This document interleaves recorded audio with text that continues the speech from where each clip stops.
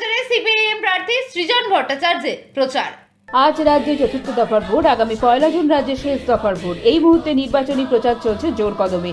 আর তারই মাঝে যাদবপুর লোকসভা কেন্দ্রে সিপিআইএম এর প্রার্থী সৃজন ভট্টাচার্য সকালবেলা বারুইপুর পদ্মপুকুর কাছারিবাজার এলাকায় প্রচার শুরু করলেন ব্যবসায়ীদের কাছে গিয়ে।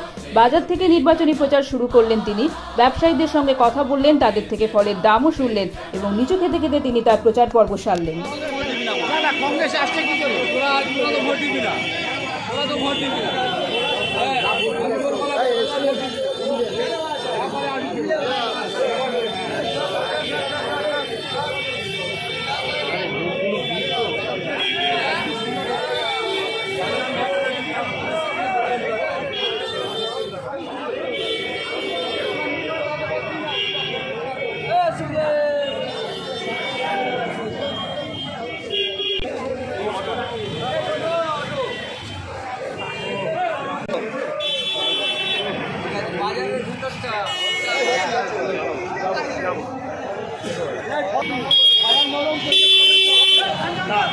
চাষিরা